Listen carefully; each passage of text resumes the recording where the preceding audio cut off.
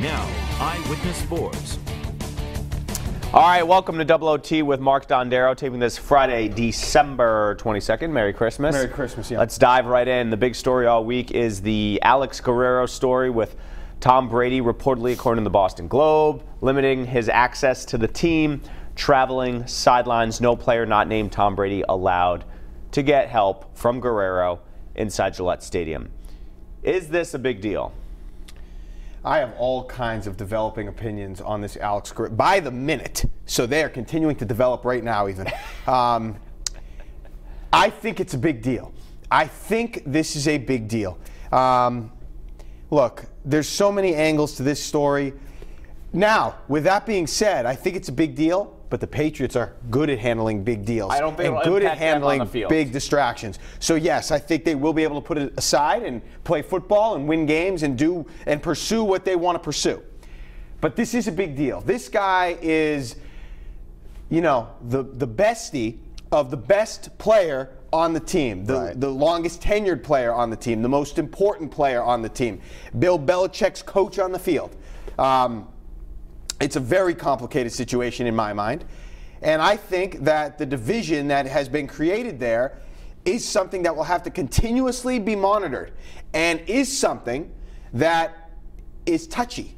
And at any moment could steer the ship into a direction that the fans, that we, the media, that Patriots Nation doesn't want it. So you think it could be the down. first domino in something at the end, which could be bad, which could be the breakup? It could be the first domino, the third domino, the fifth domino, the second and fourth domino. It is always, it is omnipresent, and I think it will always be around for the rest of their time together, Bill and Tom. Now, again, not saying they can't handle it, not saying it's going to ruin them.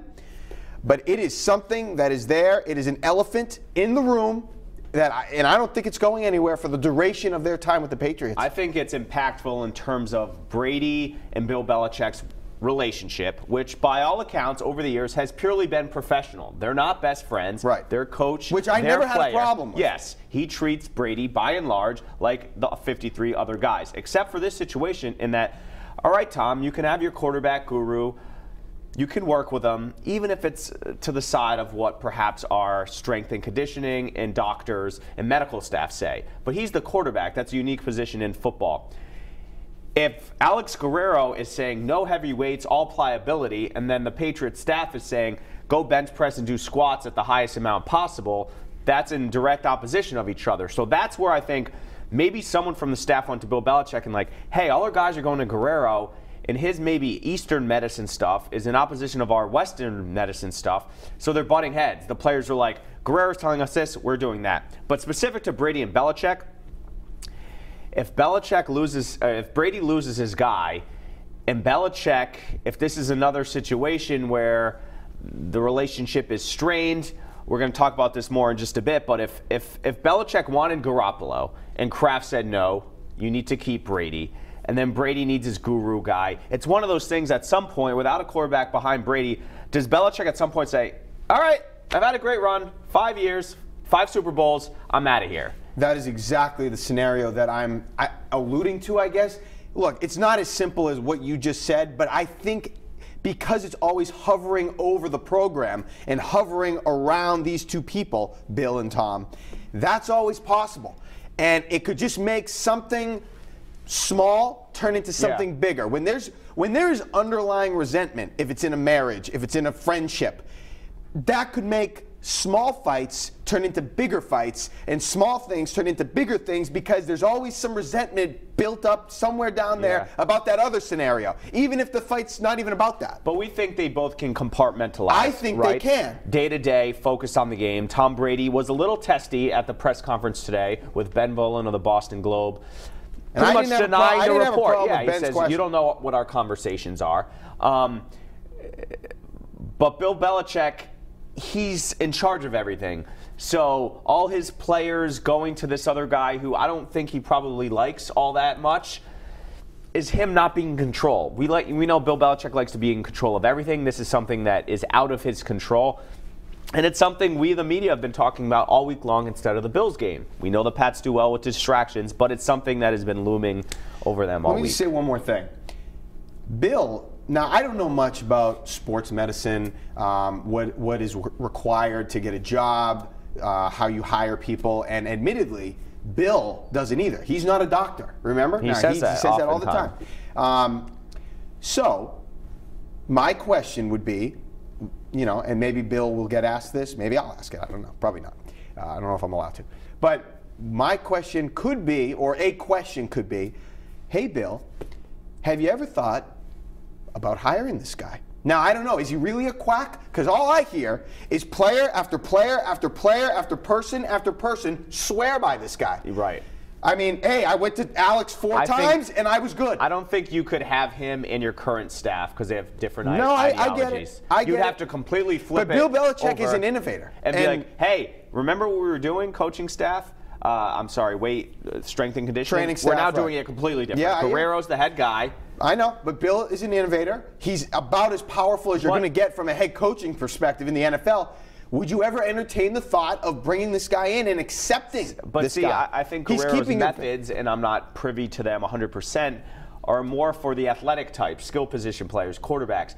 Do you want your linemen just to be big and beefy, or do you want them to have pliable muscles that may be fine in other positions, but is he now getting beat on the line of scrimmage? Sure, that's a different debate. I don't know if this guy can adapt to position, but whatever. Wouldn't you want, for the skill position guys, wouldn't you want this guy keeping people healthy? I mean, if he's that good. Gronk said today that he swears by him. He used him this offseason. Let me ask you something. What do you make about the reports that on his own dime traveled to Colorado Springs and was with Brady? We know Brady, I think, daily gets like tissue massages from him or like actual hands-on work.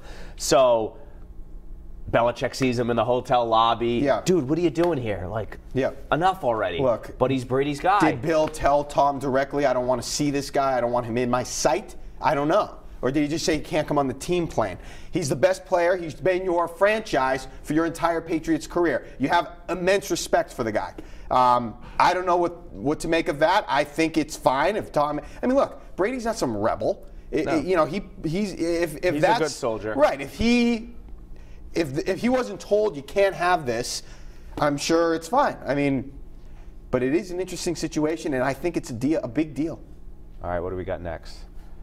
Jimmy Garoppolo playing well with the 49ers. This is also sort of, you can't separate the two, the Guerrero thing. I know they're not directly related, but you can't separate the two.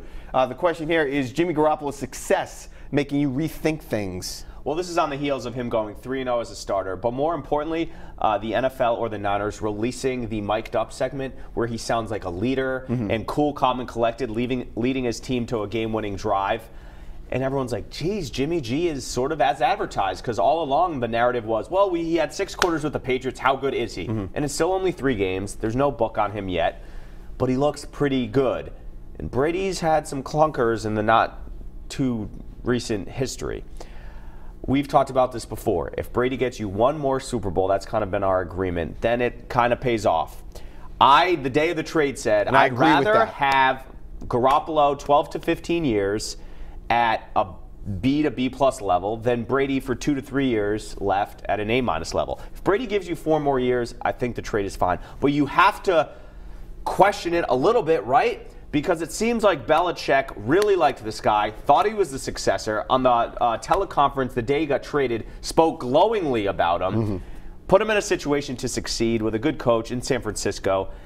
And as you mentioned on the heels of the Guerrero stuff, there's rumors that maybe Bill went to Robert Kraft and said, how do you feel about us going with Garoppolo? Let's say that happened. We don't know that to be true. And Kraft said, no, Brady's a franchise. He brought us here. This franchise is $3.2 billion because of Tom Brady. So Belichick had his hands tied and had to do it, and sort of kind of resents that. And maybe, I don't know if he's all in. Is Belichick all in on post-Tom Brady life? Does he want to find his next backup guy? So, yeah, you question your whole thing, because if let's say the Pats don't win the Super Bowl this year and Brady struggles a little bit next year, and then you see Garoppolo at a Pro Bowl level, you're like, that could have been us. That could have been our guy. A lot to say. I am not handling the Jimmy Garoppolo success well. You're not rooting for him. I'm not handling it well. I didn't say I wasn't rooting for him. I'm not handling it well. Are you jealous? I don't know if it's FOMO. I mean, I feel it's like a little FOMO. Yeah, right? I mean, it's just it's nerves, it's nervousness about what this region could be missing out on in the future, and also, like you kind of alluded to, if Tom Brady drops off, you know, all of a sudden I'm looking for that cliff that I'm hoping isn't there. But if it does come, then you start panicking because this guy looks the part, and we saw it. Now again, like you said, there's no book on him. Nobody has a lot of tape on him yet, but he looks good. He smells good. I think that it's going to be a quarterback here. So I 100% believe, and it's just a belief, I think Bill did approach Robert Kraft and said, or at least brought up the subject of bringing Tom Brady. Do I think when Kraft said no, because that's obviously what happened, Brady's still here and Jimmy is not, do I think Bill slammed his fist on the desk and said, damn it, Robert, come on? No. But I think he looked at his sheet. Let's pretend he's a manager in baseball and he's following the analytics or whatever. It says to bunt. Now's the time to bunt. This is when you bunt. If he looked at his sheet, his proverbial sheet, it said you trade the 40-year-old quarterback and you go with the young stud. That's what you're supposed to do. And that's what he's done his whole career with the Patriots. Gotten rid of the older guy and gone with the younger guy. Had he thrown, you always bring up the interception in the Super Bowl. If that was the lasting image, Brady's gone.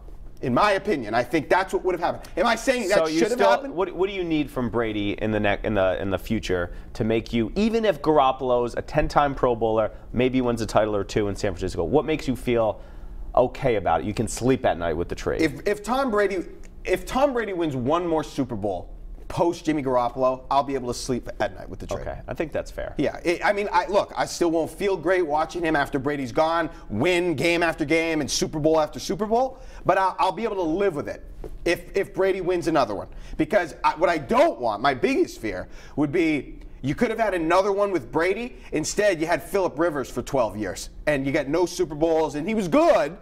You're saying if they did do the deal, and Garoppolo was average to slightly above average, and you never got another one. Yeah, and let me just reiterate my other point. I don't think Bill was excited about having that conversation with Robert Kraft. If it happened, again, we have no idea. If you don't think he entertained it, you're not paying attention. No, he absolutely did. I don't know who he talked about it with, but if he wasn't excited to have that conversation, but he knew he had to. I gotta tell you, and I don't think that he was particularly, like I said, upset if Robert Kraft said, no, we're keeping Tom. Because he loves Tom, he respects Tom, and Tom produces. And there's a lot of pressure on whoever they draft or maybe acquire. But then that goes back is that guy going to be as good as Jimmy? Of course, but I'm not worried about that right now. We'll have time to worry about that. But this goes back to Guerrero, because then why are you butting heads with the guy that is keeping your quarterback, your franchise upright? Arguably, he's the main reason he's been so healthy. And there was a narrative out there that Belichick wanted to stay post Brady to prove his worth. Now, is that the case? Because if Brady has 2, 3, 4 more years, if Belichick doesn't have the right guy at quarterback, he's smart enough to know that you can't really win big in this league without that position. So is he just going to ride off into the sunset with Brady together? I would probably lean that way. Do you think either of them are go out on top guys? Not necessarily. It's not really in Brady's who nature. doesn't want to do that, though? Who doesn't want to go out on top? But you almost have to make that decision beforehand. Sure. If Brady's saying to himself, I got one more year next year, but then he wins the Super Bowl and he goes, how squeaky clean and tidy is my resume right now? Yeah. To pull an Elway, go out on top. Yeah, I don't know. I will say this, though, and I just thought of this the other day.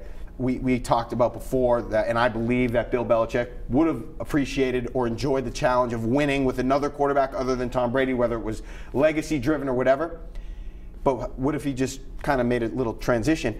Forget about, we won't win with another quarterback. Now we'll win with a 40-year-old quarterback, a 42-year-old quarterback. Maybe he can get behind that challenge. Yeah. I don't know. I mean, at some point, look, Brady. I didn't mean to paint the picture that Bill doesn't like having Tom Brady around or something like that. He does. I just think the sheet told him, or his instincts told him, that at that point, you move on from the 40-year-old and you go with the young stud. And then Jimmy G looks awesome, and he sounds awesome. And now we're all worried, thinking about how good he could be. I don't know. There will be a point that Tom Brady has the over the hill. Does he still have it?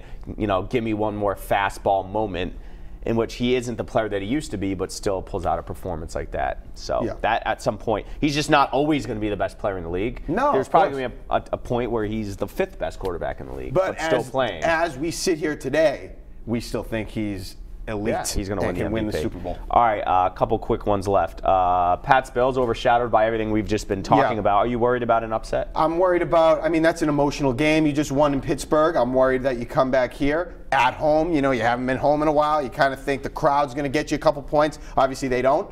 I'm a little concerned to see how they, how ready they are to play this game, just a little. And I will say this, just about this game. We're talking about revenge. We've been talking about revenge for part of the week. If the Bills decide, hey, we're going to get revenge on Gronk, that would be twice as bad as what Gronk did. Anybody that knows Gronk, the NFL knows Gronk. He's not a dirty player. He did a bad thing, and it was an emotional decision. Shouldn't have done it. He admitted as much. He said he was sorry. He felt bad about it. Yeah. If the Bills then, you know, it was kind of like a second-degree violation versus a first-degree murder, or not murder, but first-degree violation. Because if the Bills, in a calculated way, try to go at Gronk, or even worse, do something dirty, that's even worse. Yeah. Gronk acted on emotion, shouldn't have done it. The Bills, they can't plan on something and then go after him in a dirty way. The good thing for the Patriots is the Bills have something to play for. If they had nothing to play for, they could be dirty all game, their season's over. But they have something to play for. So you hope that the Bills aren't chippy with Gronk. And like I said on New England Nation, if the Patriots are up big, you got to pull them, because you don't want guys in the fourth quarter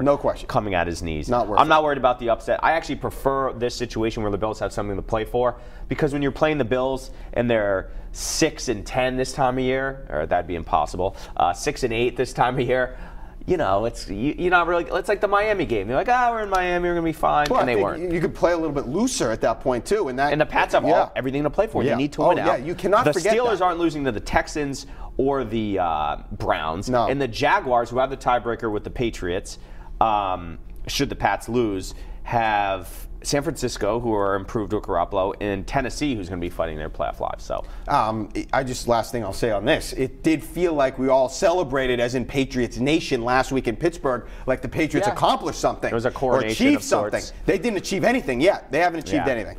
All right, last one. What do we got? C's? Celtics struggling now. Are you concerned? A little bit. I mean, I don't think that big. What was their winning streak? How many games? 15, 16 games? 16. That was obviously not sustainable.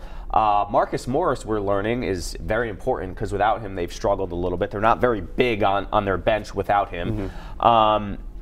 A little bit of hero ball recently. They're not moving the ball as well. And I think Jason Tatum, we're all marveling at him so far. Let's get him more shots. He averages 9 shots a game. Get him more looks.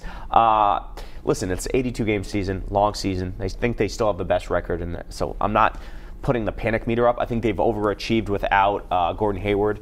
But yeah, they're showing some kinks in the armor right now. I'm not worried whatsoever. This is part of the ebbs and flows of an NBA season. They were ridiculous out of the gate. The only way to go from there was down. They're coming down a little bit. Would I like to see them not lose to the Heat and the Knicks? Of course.